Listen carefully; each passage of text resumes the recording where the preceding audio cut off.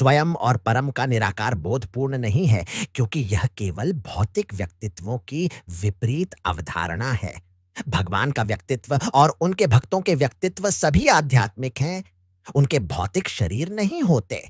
भौतिक शरीर 5 प्रकार की दुखद स्थितियों से आच्छादित रहता है, अर्थात अज्ञान, भौतिक अवधारणा, आसक्ति, द्वेष और तन्मयता। जब तक कोई इन 5 प्रकार के भौतिक दुखों से ग्रस्त रहता है, सात को अरख, तब तक वैकुंठ लोकों में प्रवेश करने का कोई प्रश्न ही नहीं उठता। स्वयं के निराकार स्वरूप की अवधारणा केवल भौतिक व्यक्तित्व के निषेध के समान है, और यह व्यक्तिगत स्वरूप के सकारात्मक अस्तित्व से बहुत दूर है। निराकार ब्रह्म का बोध भगवान के सत्य अस्तित्व स्वरूप का बोध है। परमात्मा का बोध उनके चित्त शाश्वत ज्ञान स्वरूप का बोध है। लेकिन भगवान श्री कृष्ण के व्यक्तित्व का बोध उनके सभी आध्यात्मिक लक्षणों सत, चित और आनंद, अस्तित्व, ज्ञान और आनंद का पूर्ण विग्रह स्वरूप में बोध है।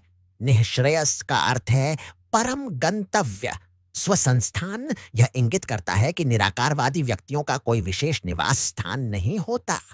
निराकारवादी अपनी व्यक्तिगतता का बलिदान कर देते हैं ताकि जीवात्मा भगवान के दिव्य शरीर से निकलने वाले ब्रह्म ज्योति में विलीन हो सके।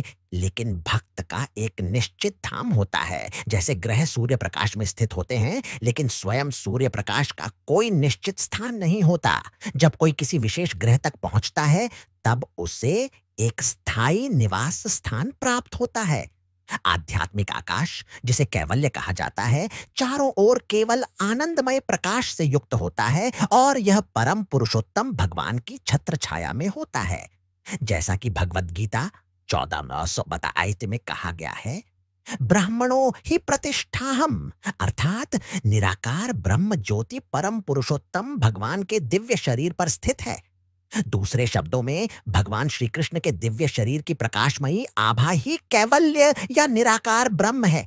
उस निराकार प्रकाश के भीतर आध्यात्मिक लोक स्थित हैं, जिन्हें वैकुंठ कहा जाता है, और उनमें से प्रमुख धाम कृष्ण लोक है। कुछ भक्त वैकुंठ लोकों में उच्च पद प्राप्त करते हैं, जबकि कुछ कृष्ण लोक में प्रवेश करते हैं।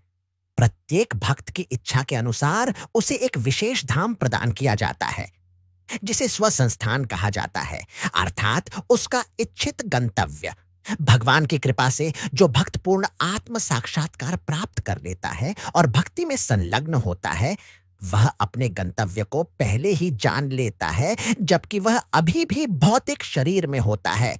इसीलिए वह निसंकोच अपनी भक्ति गतिविधियों को स्थिरता से करता है, और जब वह अपने भौतिक शरीर को त्यागता है, तब तुरंत उस धाम को प्राप्त करता है जिसके लिए उसने स्वयं को तैयार किया था। एक बार जब वह उस धाम में पहुंच जाता है, तो वह कभी भी इस भौतिक संसार में वापस नहीं लौटता। यहां तक कि यदि कोई निराकारवादी व्यक्ति आध्यात्मिक साक्षात्कार के सर्वोच्च स्तर तक भी पहुंच जाए, तब भी वह पुनः भौतिक आसक्ति में गिर जाता है, क्योंकि वह परम भगवान की प्रेममयी भक्ति में स्थिर नहीं होता। भक्त भक्ति की प्रक्रिया को अपनाते हैं, भगवान के लीलाओं को सुनते हैं, उनकी महिमा का गायन करते हैं, और इस प्रकार सदैव उनकी सुंदर शाश्वत दिव्य मूर्ति का स्मरण करते हैं। सेवा करके, भगवान के मित्र या सेवक बनकर और उनके प्रति अपना सब कुछ अर्पित करके कोई भी परम धाम में प्रवेश कर सकता है। पाओ,